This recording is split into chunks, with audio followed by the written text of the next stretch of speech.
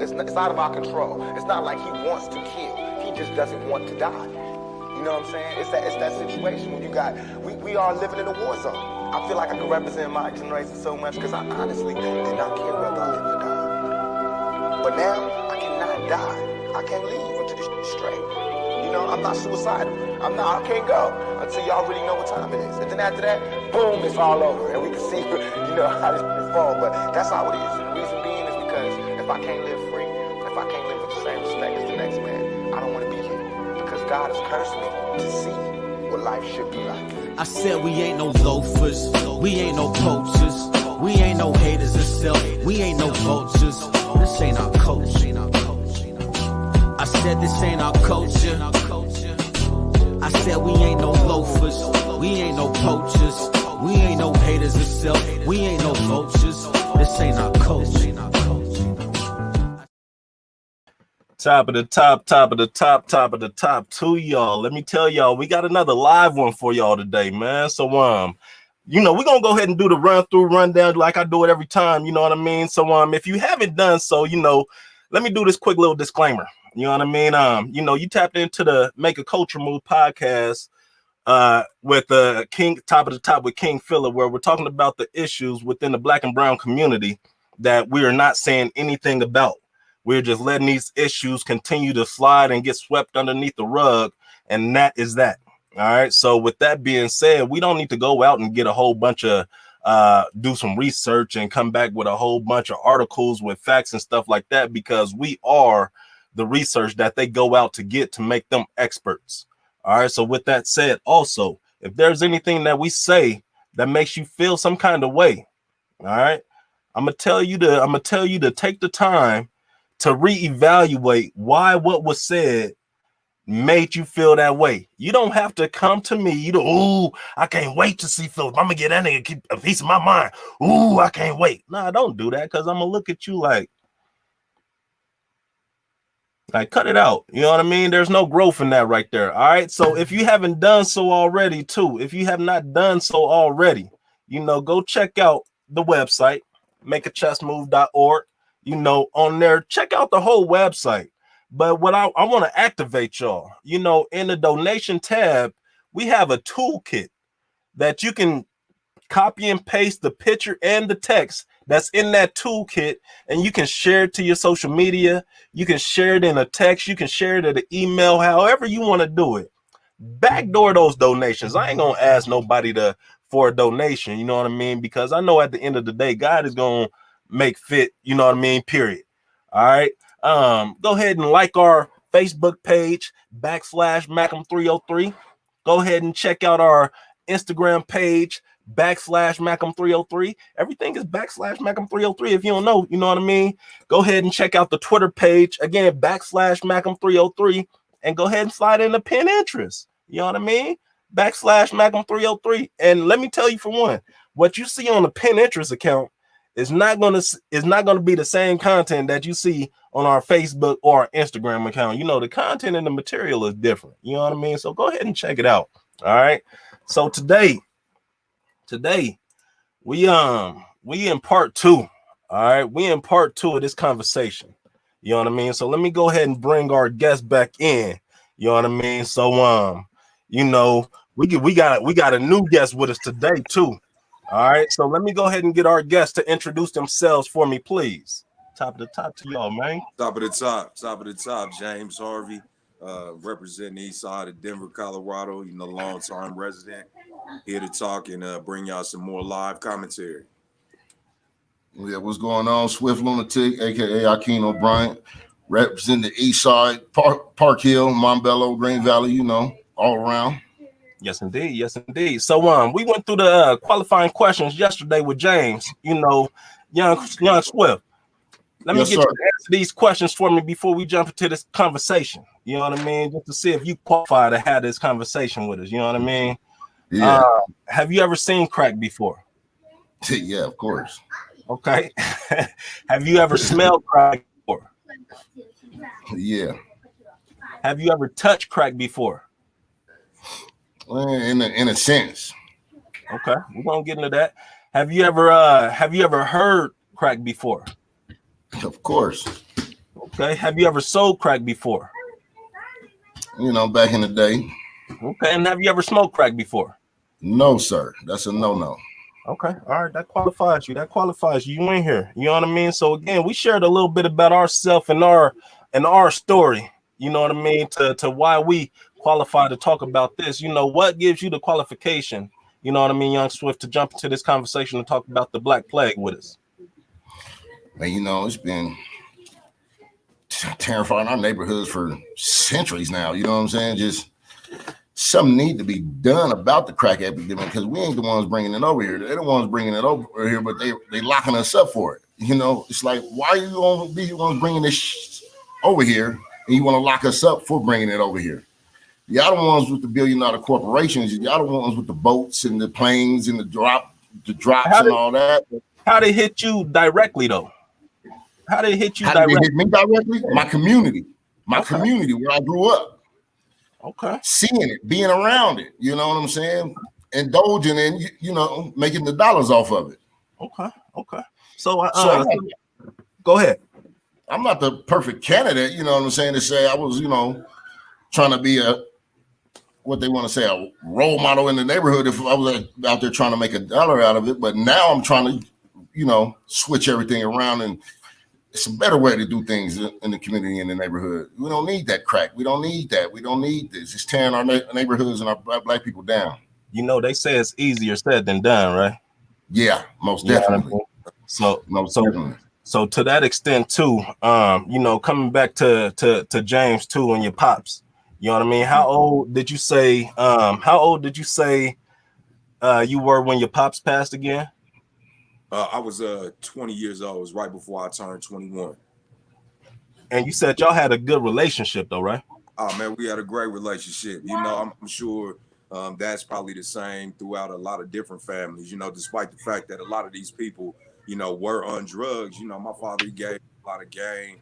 He was there for me as a man. You know what? He didn't really even get bad. He got bad when I was in the 5th grade. When I was in the 5th grade, that's when life kind of changed for us.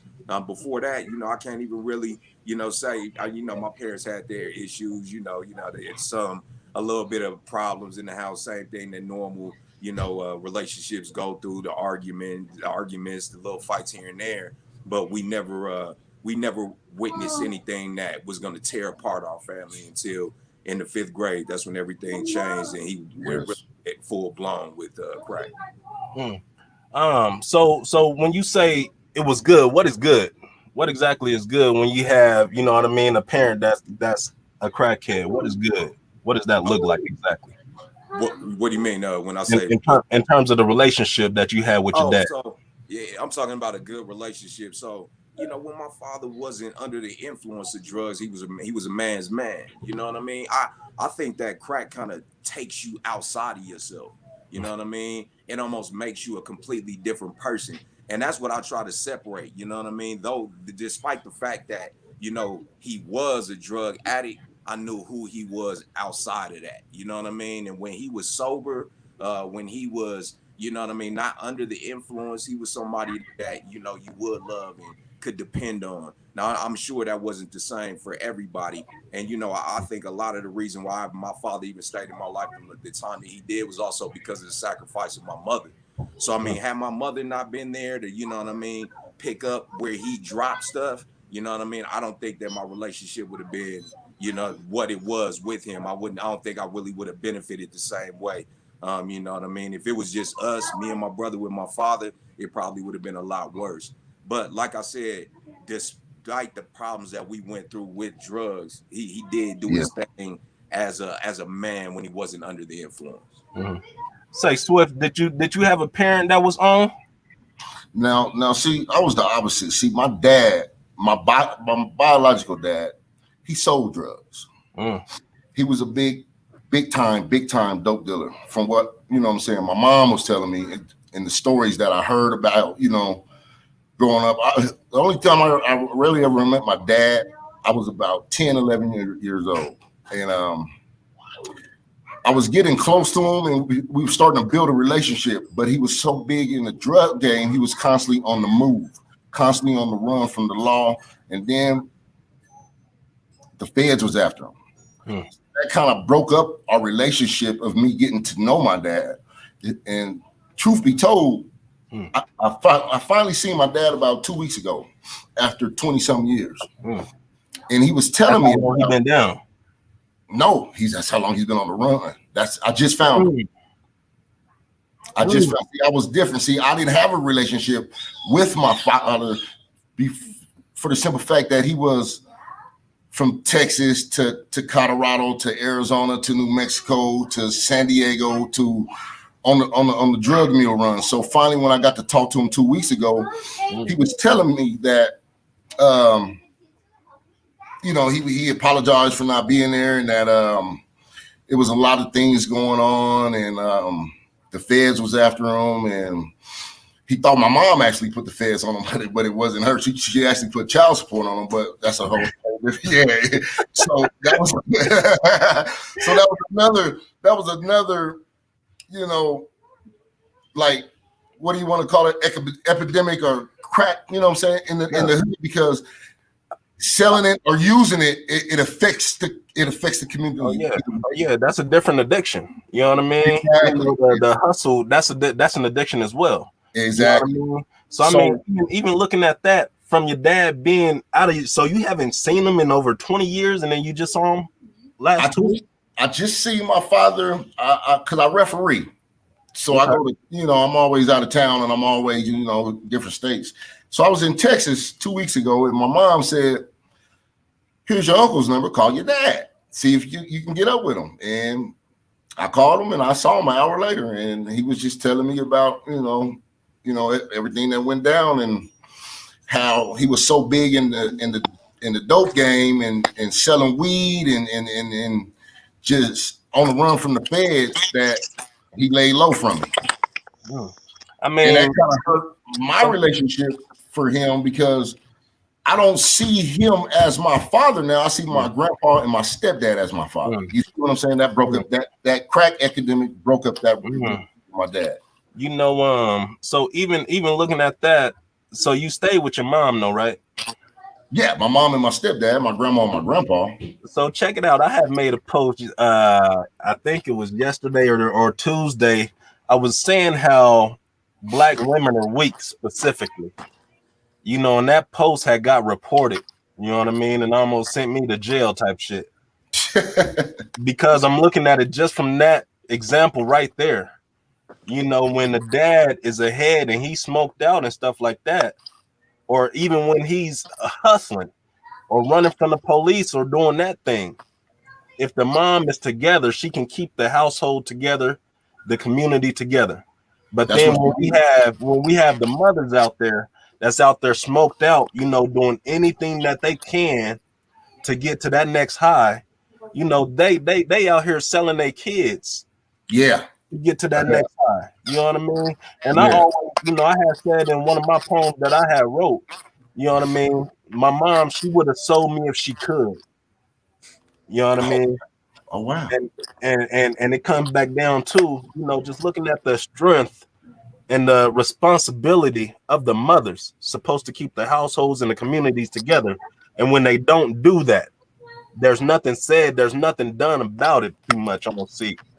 You know what I mean? So in terms of me calling women, especially the ones who let that substance, because I see that substance as my man Rick James, he said cocaine is a hell of a drug. Hell of a drug. You know what I mean? Hey, can your brothers hear me? Yeah, go ahead. Yeah, no, I was just making sure you can hear me. I'm listening. Yeah. So even with that considering, we haven't intentionally pointed the finger and pointed the blame at ourselves. Yeah. You know what I mean? And when I say that, it's always the white man did this, they brought it into our community. But my nigga, I did not see no white man. I did not see, I'ma just say there wasn't no white man holding that glass drink to my mom's lips while she smoked. You know what I mean? Exactly. I understand what you're saying, but let me say this, because this is on the subject, but not on the subject. Okay. When I'm in different neighborhoods in different areas around the country, when I go to certain neighborhoods when I'm refereeing, I see the difference of the communities. You see what I'm saying? And like, say for instance, I did a league, a Peyton Manning league, and it was in Cherry Hills Village. You know, I didn't see a liquor store. I didn't see a bum. I didn't see a jaywalker.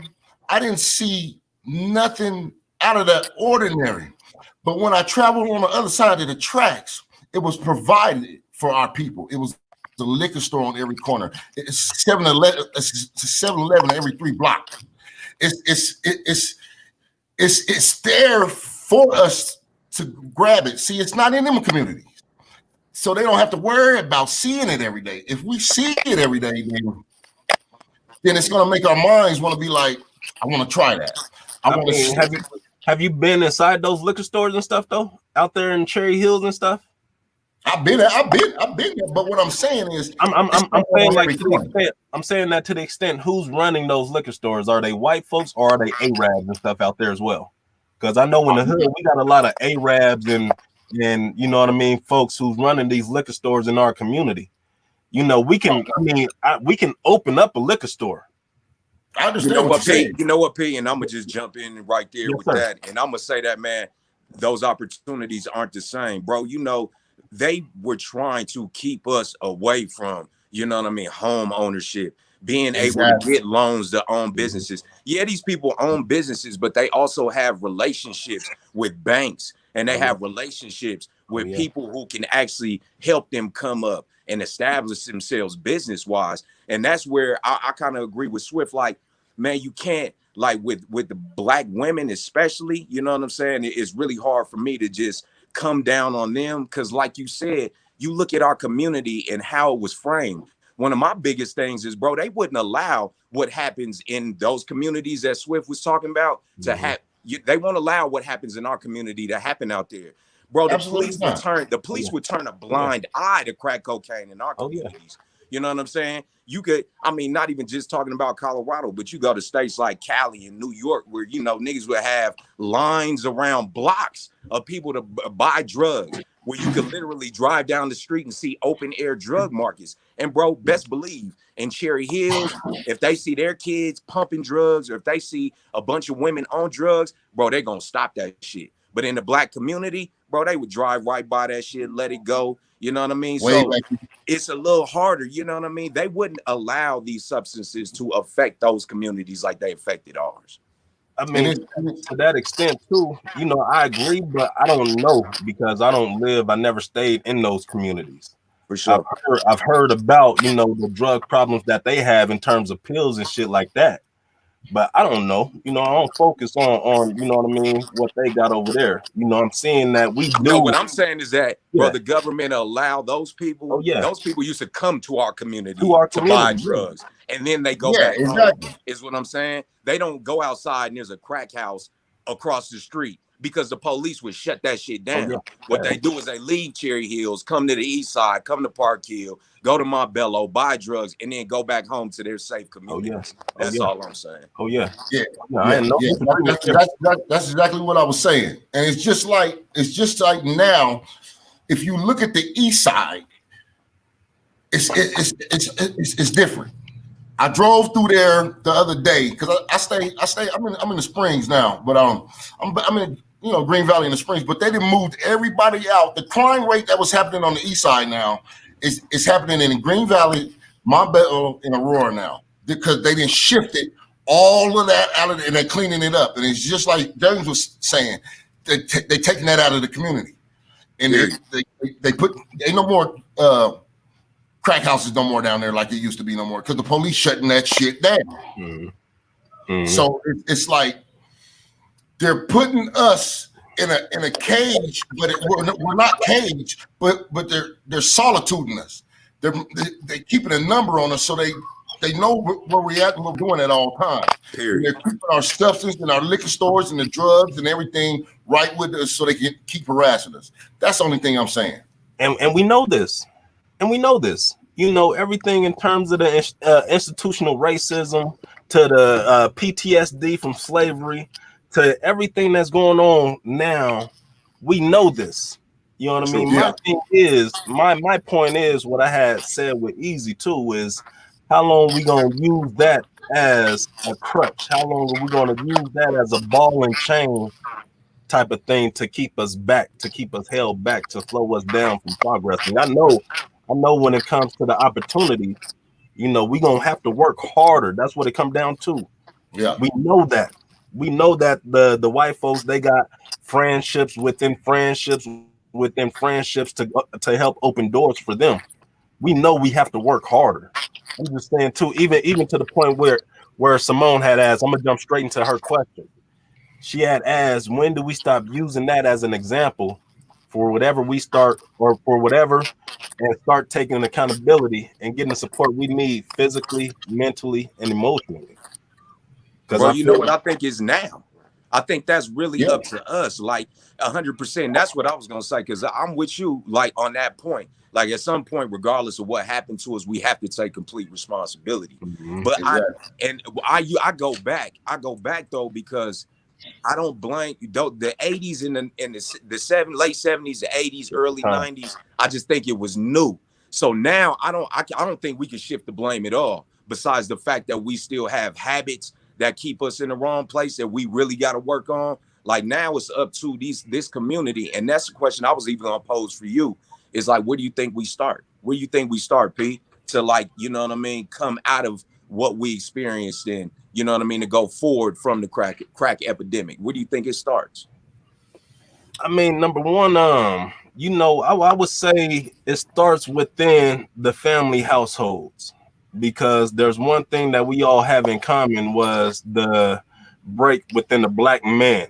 You know what I mean? To my dad not being there at all, him dying when I was 8, you know what I mean, from alcoholism, to young Swift, his dad, you know what I mean, being on a run, you know what I mean, so not being able to be there, to your pops being out there smoked out and shit like that. So, you know, just that break in the fathers, you know what I mean, I believe that's a start, because once we be the men that we are supposed to be in our households, in our communities, and the thing is, there's a lot of men who are something in the community, all right, and then there's somebody else inside their household.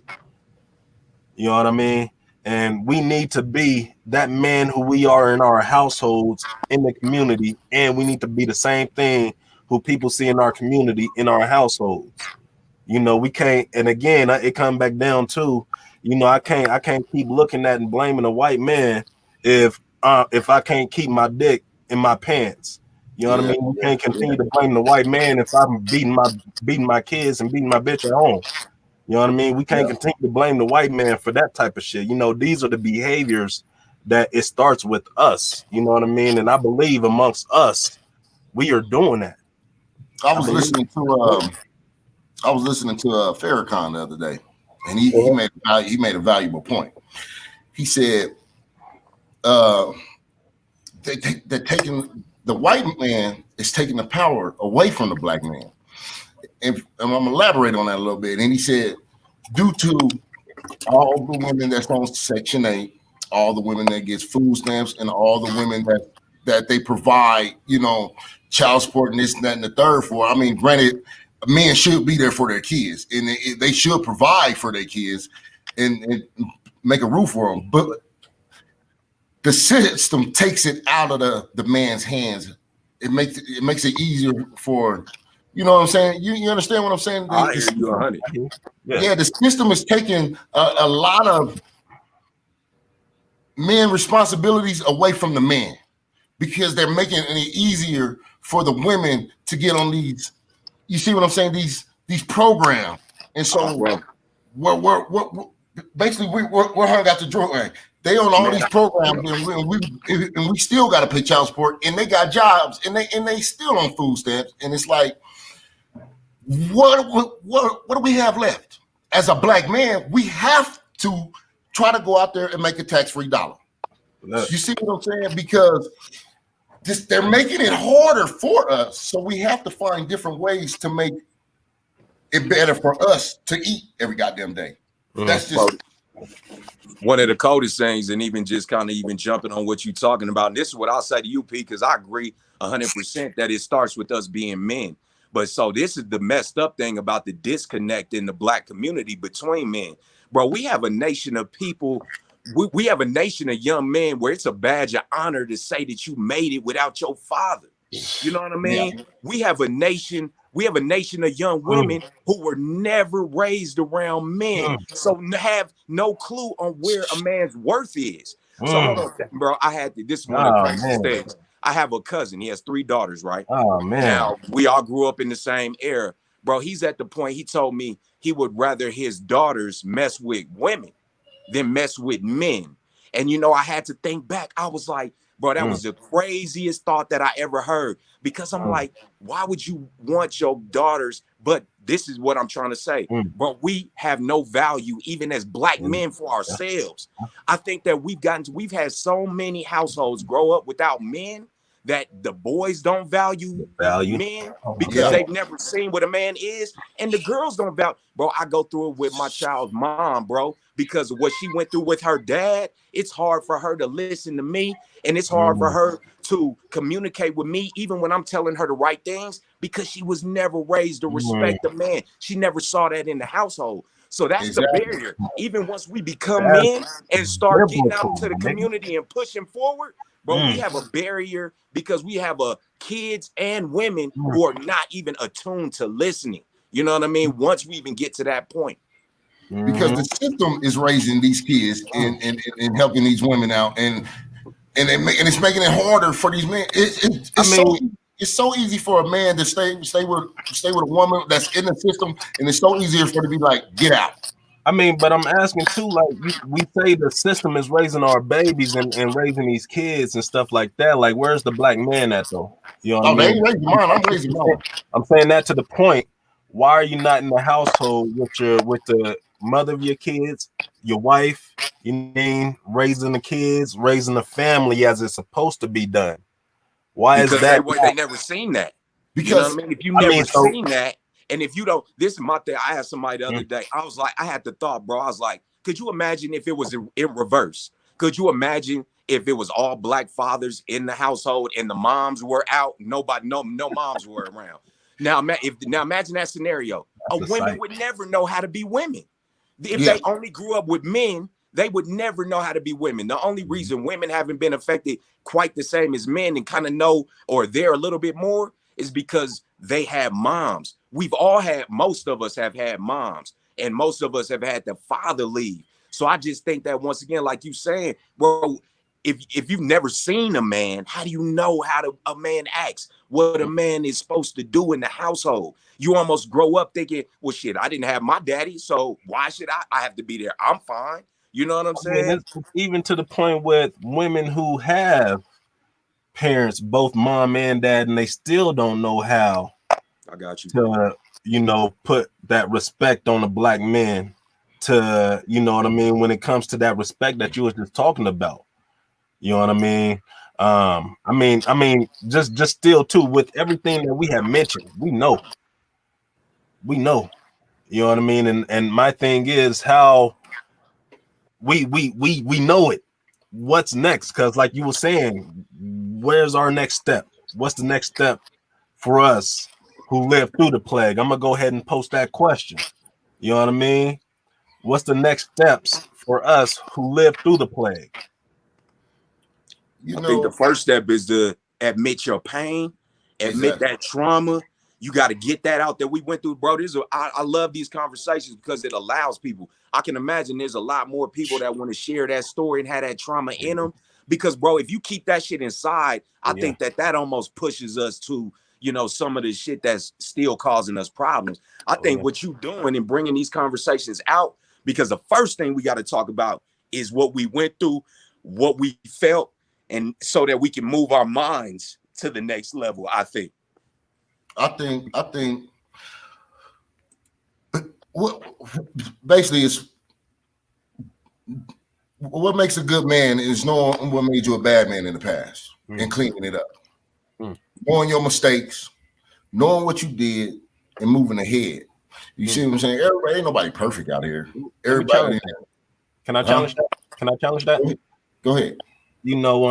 If we do because you know it got to a point with my parenting that I was just doing exactly what you just said. You know what I mean?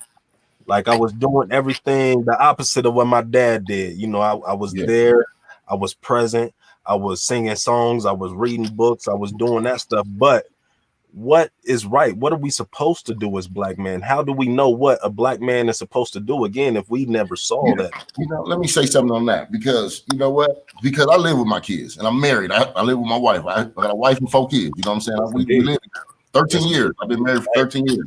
Yeah, salute that. Salute. Yeah, I've been with my woman for 13 years, bro. But you know, it ain't been perfect. It has not been perfect at all, because you know, she was raised with her mom and her dad, but I was just raised with my mom and my grandpa. So she seen things a little bit different from how I seen things. And when I do certain things, and when I discipline my kids, and when I do things, she tells me this is how my dad did it, but I tell her this is how my mom did it, because like James just said, the man wasn't there. So I raised my kids the way my mom raised me. You see what I'm saying? So that's the only way. That's the only way I know how to discipline them. It's how she disciplined me. I don't know how to give them a firm man discipline, because I'm going off of instinct now. Is that problematic though? Because if the order is supposed to be God, man, woman, children, why not listen to what your wife is saying, how her dad taught her versus how your mom taught you? Because I was raised in a mom household. She was raised in a 2-parent household. Habit. You know what I mean? Exactly. You go off with what you learn, bro. And then like my kids tell me all the time, like when I'm fussing about something, they be like, "You sound like grandma." You see what I'm saying? Like, because that's who disciplined me. So that's how I know how to discipline my kids. For sure. Is like grandma. What was you gonna say this, man? And then I'm gonna let y'all brothers go. And I love just having these conversations, bro. When you talk about where to start, bro, the first place to start is we gotta value each other as brothers. And I'm talking about like us brothers that's talking right now. I think the first disconnect is how we disrespect each other as black men, how we fight against each other as black men. Like we gotta really be brothers. Once we brothers and we looked out for each other, then the women and the kids gonna fall in line. But I think the first connection that we have to repair is that connection between black men, us. You know what I'm saying? Looking out for each other, like for real. Period. Man, you said the most right there. Just because, I mean, this is recently. This is recently where I had, I don't know if I'm coming in fuzzy or anything like that. No, you good. But this is recently where I had somebody saying like my thinking was white. You know what I mean? Just in terms of it coming back down to how we react as black men. We need to work on how we react when we feel disrespected. I was just saying that this morning because it had brought me back to, okay, when I see him, I'm gonna punch him right in his teeth. I'm gonna touch him too, since he want to talk that way and he know what it is. You know what I mean? But then I'm like, you know what? That's not worth my time, my energy. I'm gonna go ahead and be what he say and keep it moving. You know what I mean? So again, you know what I mean? You said the most right there. But how? Especially when we got different point of views that's so strong and it's so embedded that nobody wants to budge. No. You gotta budge. You gotta budge a little bit. I feel you. We all got to.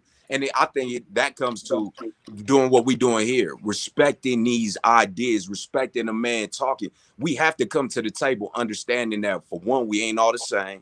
No. For two, we don't all think the same way. But we have to be able to respect another man's thoughts, another man's point of view, so that because the bigger picture is us as a brotherhood, which is the only thing that's going to protect us.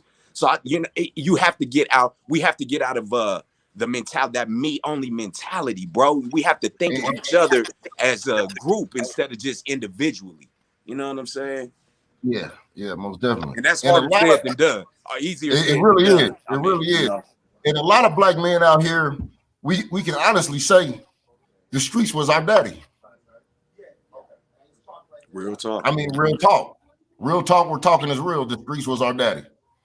Real talk. You know what I'm saying? Because that's what we learned. How to be rough and how to be mean and how to not take anything from the next person. You know what I'm saying? So the streets raised us to have that mentality too, of where I gotta be harder than the next man. Let me ask y'all a question. You know, because I know I associated myself, but I don't want to put a biased opinion out there. First, let me ask y'all a question. With who y'all hung out with, y'all's homies and stuff like that, were their dads in the picture? Huh. I'll say 90% nah. No. And a lot of the cats that I hung out with are like my closest cats, dead or in jail. Real talk. And you know, so when you said the streets raised us, the streets was our daddy, you know what I mean? You know, every piece of little character that I have is a piece of every one of my homies who I got tatted on my arm. Exactly. You know what I mean? And the streets as well, you know, because that was the playground that we played in. Exactly. We wasn't out there, you know, on no dumb shit, but we was out there on some real dumb shit. You know what I mean? Yeah. And without that guidance. But we was brothers, though. I mean, but at the same time, too, look at it like where we are right now. What does that do to us? Where's that gotten us? Yeah. You know, it taught me a lot, you know, because the things that I've been through and you know, being incarcerated and you know, going through the struggle, you know, I'm on the rise, you know what I'm saying? I'm doing bigger and better things now, you know what I'm saying? Hey. And I want my son to see that the streets is not here to raise you. I'm here to raise you. Nobody outside of me. And you know what I'm saying? The positive community that and that's where we change it. Yes. That's where we change it. Like my son right now, the only thing he sees me do, I'm in sports a lot. So he sees me refereeing football, basketball. So he stay with a ball in his hand. He stay with a whistle around his neck. He stay with a striped shirt on his back because that's what he see me do. So, you see what I'm saying? So that's where it starts, right there. With these I got one question for both of y'all brothers. Do you think that like the Bloods, the Crips, gangs, do you think that you could refocus some of that energy? Because, you know, I think a lot of people think that you have to just eradicate the gangs. Do you think that you could focus that energy in other places to where you could still have Crips and Bloods, but Crips and Bloods who are engineers, Crips and Bloods who are lawyers, Crips and Bloods who are doctors? Do y'all see any shift in change the mentality, shift in the organization in these cultures, or do you see them only being about criminality and vice? See, you gotta change their mentality of that. You see what I'm saying? The mentality of a Crip, the mentality of a Blood, the gangster disciple, vice lord, be whoever. Their mentality is be hard, shoot first, ask questions later. If their mentality was, okay, let's make this Crip organization, let's be a band of brothers and let's be legal team. Let's be a legal team. That's not the mentality of the Crips. That's not the mentality of the Bloods. Their mentality is shoot them up, bang, bang, throw up your hoods and be the who's the hardest and who can get the most money off of drugs. And you change that mentality within the organization. You know, start saying, hey, let's be legal. Let's work on getting our brothers out of jail. Let's put our money together and build a community center. For sure. I mean, for kids to go after school. We don't have that. I mean, not anymore. You know, and the thing is, that's you know, it fell with the leadership. Yeah, you know what I mean. Like the gangs and stuff nowadays, that leadership that you're talking about, that they need in order to take it to the gangsters in the business field, gangsters in a industry, whatever, you know what I mean? Exactly. That leadership that they need to take it to that next step, you know what I mean? It's not there. You know, they don't have that. You know what I mean? They out here listening to they OGs who's 23. You know what I mean? You know, they out here and the thing is, I wanna believe in our people to the point where I'm gonna say, yes, I believe that we can. But at the same time, it's not going to be in our lifetime because it's going to take time in order for it to get to some true leadership again. No doubt, bro. And it's you know, me specifically, like young Swift was saying, you know, it's a mentality that they don't have. You know what I mean? It's a one-sidedness, but they're brilliant. Brilliant. When I'm saying brilliant, I mean book smart as the fuck. But when they get into the streets, niggas is dumb when it comes to common sense. You know what I mean? So, my grandpa made a comment one day. He said, "You was the baddest football player in Colorado." He said, by all means, and I second that shit too. Period. He was like, "You was the baddest." He was like, "You should have been in the NFL." My nigga. He said, "But when you started hanging out with them niggas, man, I knew it to be go a down crib, here." man. You wanted to be a crib, man. Get out of there. You know what I'm saying? It was cool to me. Period. My mind wasn't. See, I didn't have them role models out there being like, "Nah, nigga, don't crip. Nah, nigga, don't do this. Go to school." They wanted to. When I was ditching school, they wanted to say, "Oh, here's the blunt." They didn't want it. And you know, my mind is still molding itself too at the same time. You know what I'm saying? I'm an adolescent, so the football field is where I needed to be at, but gangbanging is where I wanted to be at. You see what I'm saying? And I didn't have them crip niggas that I thought was all my niggas. They should have been like, yeah, you can hang out, but go to school first. I mean, what was cool about it though? It was just cool, man. It was just, I liked it, you know. I liked it, the drama of the life. I liked it, the fast dollar. I liked it, you know. The thing is that aura. All right, yeah, I know exactly what you're talking about. It's just that when a nigga asks you what hood you from, you can say I'm from this, and you can throw that shit up proudly. You know what I'm saying? That's what I wanted to be a part of, and that's what that was my commercials every day. That was what was advertised to me every day. Throw that shit up proudly. Yeah, you know what I'm saying? It was advertised to me every day. Being in school was not advertised to me. Going to school and doing this and doing that, the third, that wasn't. You get knocked by your homies for that type of shit. You know, you gonna get knocked for going to school more. Hey man, that school boy, you old nerd, you old geek nigga. Hey man, what you over here? You trying to be white? You trying to be this? You know, it's almost like misery loves company. Because even some of the brothers who wants to push you into that life, it's almost like, but as black people, it's that crab in the bucket syndrome where it's like we all, because some of us are at the bottom, it's like we want to pull everybody down. We don't want to be down here by ourselves. So we want everybody to be in the same situation. It's a weird mentality, bro, but it's been thrust on us so cold that I just think it's one of the hardest things to shake for us. You know what I mean? And that's what you explaining. Real talk. Let me go ahead and jump into this next question real fast. You know what I mean? What's to be learned from the plague, if anything? What's to be learned? Hey, Swift, I'll let you jump in there. Crack epidemic and everything, if anything. Man, you know,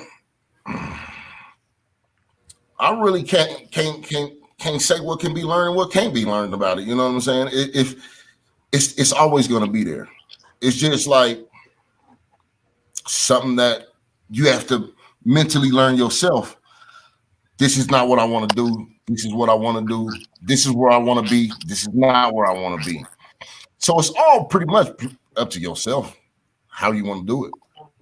And bro, I think that one of the main things that we learned was straight up, like I think we learned, and it's unfortunate, but we learned what kills communities. We learned how you can lose a whole community, a sense of yourself, a sense of respect for your people. And though it was terrible, I think that we can learn from them lessons to understand what not to do. You know what I mean? My biggest thing is, you know, trying to focus on education, man, trying to focus on anything that doesn't have to do with just immediate needs, with me trying to collect some bread so that, you know, despite the fact that I'm hurting my people, despite the fact that I'm hurting my kids, I just think that all of this that we have been through and everything that's put us in this position is what's going to be, you know, the reason and the catalyst that's going to make us have these conversations and go, bro, this ain't never going to happen again. Yeah. And in addition to that too, I would say, you know, if there's anything that we can take away from it and what we learned is the business skills that come with this shit. You know what I mean? Because I know I've always said that, you know, I know plenty niggas out there that's hustling, that's dealing, you know what I mean? That I'm like, man, if you was to just turn that product into something legal, you would make millions. Because Yeah, that's a invest. whole organization that they got to lead, a whole business, that's whole people that you have to lead. You know what I mean? So looking at the plague, we learned anything from it is that sense of entrepreneurship. You know what I mean? Yeah, It's a yeah, terrible destruction, but the skills learned from it, and I've seen it transferred into the business skill, into the business world too, where a dude, he was fresh off his last pack, started a business, and the business is flourishing now. He ain't had to look back. You know what I mean? So It's getting out of that. It's getting out of that. You know, it's immediate getting out of that concerns. mentality.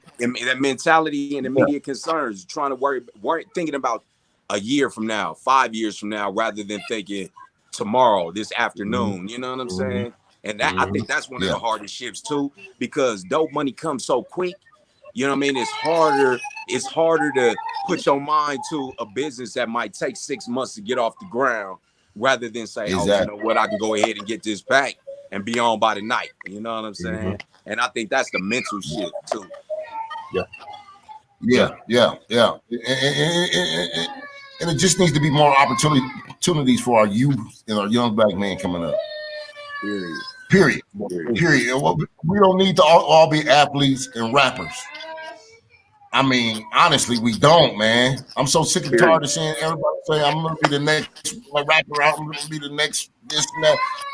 Let me hear you say you're going to be the next neurosurgeon, the next judge, the next Supreme Court justice. That's what I want to see. That's the opportunity. Push them. We just got to push them, exactly. Bro. When I was little, they used to tell me, my parents used to tell me, you know, you be a good lawyer. But they used to tell me that from a standpoint that they just thought I liked to argue. So I never wanted to just be the kid arguing with people. That was never appealing to me. It was like, man, I don't want to be somebody that's just arguing. Instead of pushing me, hey, man, you could be a lawyer. There's so many different things that you can do. With the law degree, you don't even have to focus on law. You can be a businessman.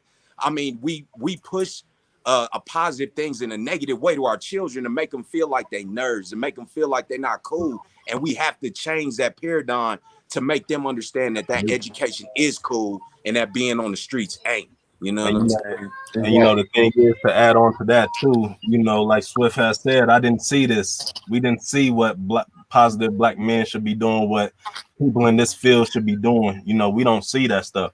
So one thing that we do with our virtual art of storytelling with Malcolm is we have guests, we have members from our community who are judges, lawyers, actors, entertainers, you know, athletes all over the spectrum. They come in and share their stories that they made, that made them, so that our youth can see for themselves, like, okay, he came from the same neighborhood as me, and this is where he is right now.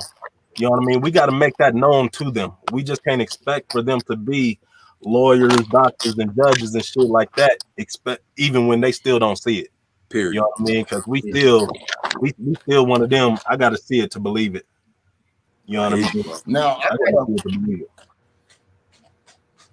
I got a cousin, man. He I'm not gonna do the specifics on it, but he made it out of a bad situation. He went to college. First one in our family to go to college. I'll just say that the people he lived with, they wasn't, you know, stable. They was, you know, like James said, you know, his dad was, you know, and his mom was, you know, out there and this and the third. He went to college. He invested himself, and now he's a semi-millionaire, man. And this is my first cousin. He invested in property. He invested in, you know what I'm saying? He got a company now, and he does stocks. So you can make it out due to bad circumstances.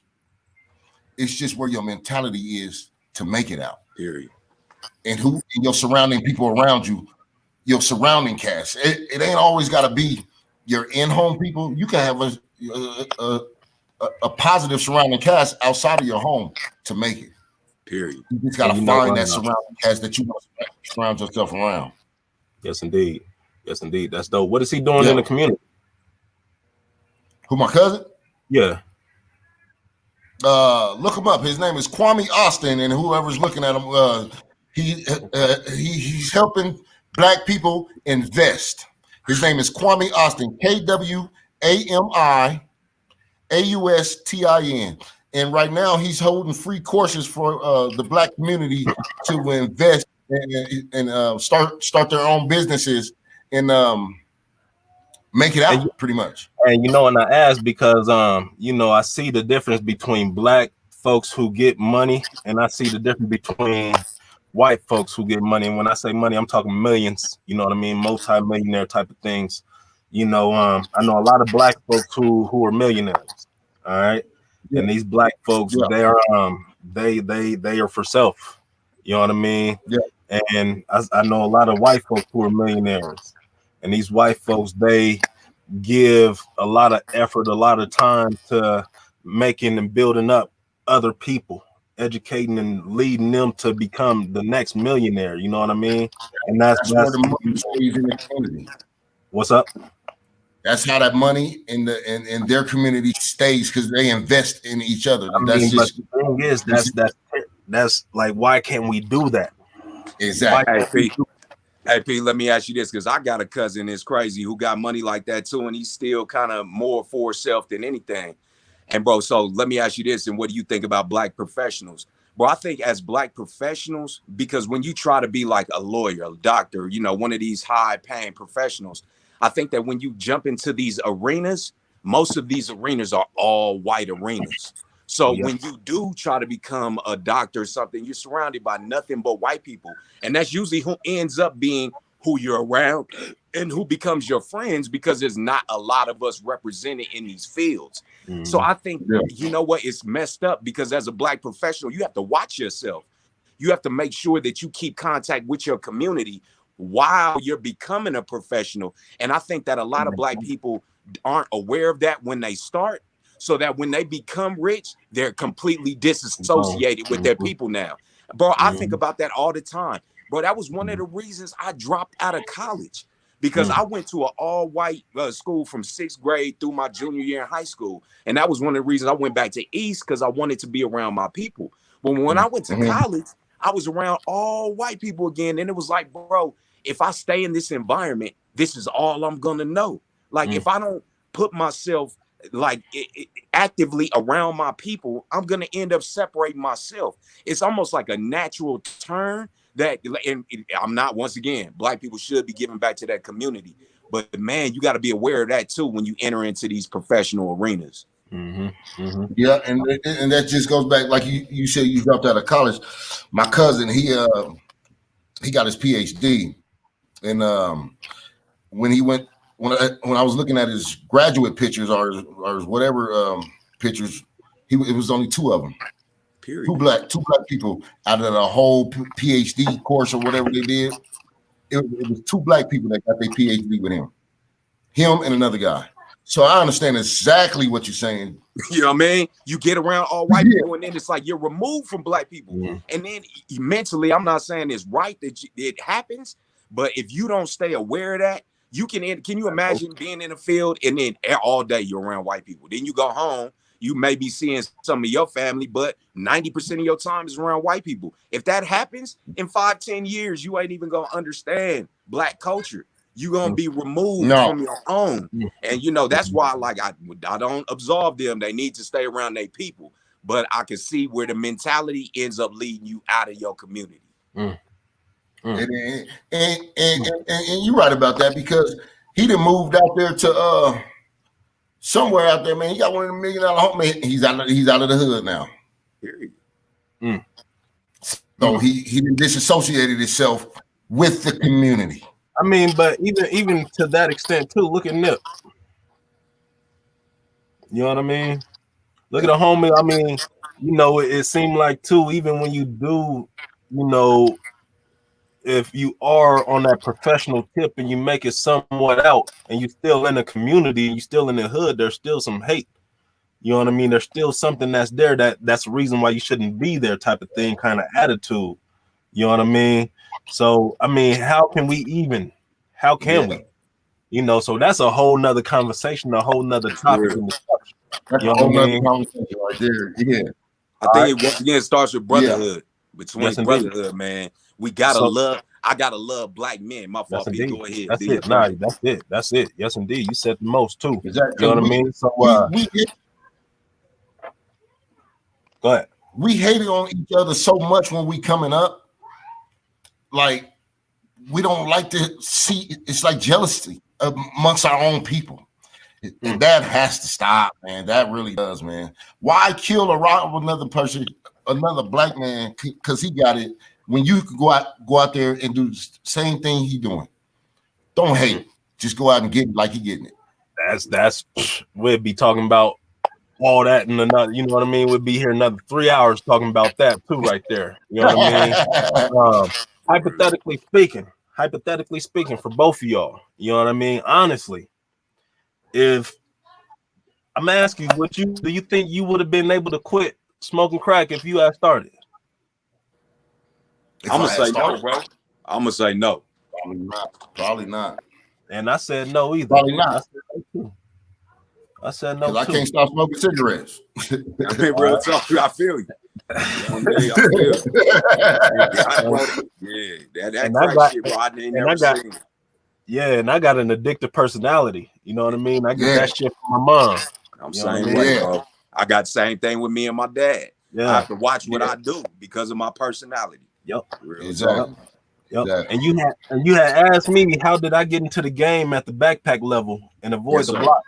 You know what I mean? You know, my older cousin, he was already, you know what I mean, at the top. So if any kind of drug that came through Colorado, he had some kind of touch in. All right. So it was me coming in doing favors for him. I got you. You know, so I ain't never really, you know, when I say, I used to always say I never sold drugs, but then at the same time, I never benefited monetarily from me dropping off a backpack and picking a backpack up. You know, everything I did was a favor to him, and I gave it to him. You know what I mean? But at the same time, I stayed with him. So if there was anything that I needed, he was like, "Oh, you got access to whatever you need." You know what I mean? So, you know, that was how I avoided that. You know what I mean? The block level. But at the same time, you know, I was trying to put my shit together to get out there. You know what I mean? I saw how much money he was making at that level up top. I'm talking to my homies like, yeah, we about to get on. We about to start serving. You know what I mean? He never let me get in. He wouldn't put me in. Yeah. You know what I mean? That was that positive role model in your life. I was mad because everybody in the family, everybody else was. You know what I mean? They was on. They was doing that. They was getting money. He told me, go do the school thing. They pushed me to do the school thing. And that goes back to what I was saying. I mean, but look at it right now, though, too. I don't have a relationship with my family. I have a relationship with those who are inside of my household. I hear you. Like I be sitting up here thinking, like, man, I should just go buy, you know what I mean, a handle of Hennessy, you know, 2 ounces, and go kick it with the family because I know that's what they want me to do. I hear you. You know what I mean? Like, so it's you know, we go back and forth with that, but you know, that's today's wrap up. If y'all got some you know what I mean? If y'all got some Swift, nice to meet you, bro. Y'all got some ending tidbits for us. What y'all got? Y'all got anything to end us with? Hey, man, I just, you know, go ahead, bro. Go ahead, you got it. Shit, I'll just say, man, once again, I'm gonna stay on this, and that is, as black men, stick together, man. Don't hate your brother. You know what I mean? Don't hate on what another man's doing, and understand that we all we got. You know what I mean? If we gonna do anything, we gotta create a nation. That's my biggest thing, P. It's not about me coming up. It's about us coming up. And if we ain't coming up together, then it's gonna remain like this. You know what I mean? So we gotta stick together and create a brotherhood. That's it. Hey, man, I'm gonna just say this. We only got one life to live. So the next best thing to life is life itself. Live it the right way. That is. Hey. There it is. Yes, indeed. That's it, Hey, man. man, That's I all. sure do appreciate y'all's wisdom, man. You know what I mean? Man, much love, P. All right. Yes, indeed. Y'all have a good one. Peace out there. All right, y'all. Already, man. Take it easy. Yes, Yep, indeed. yep.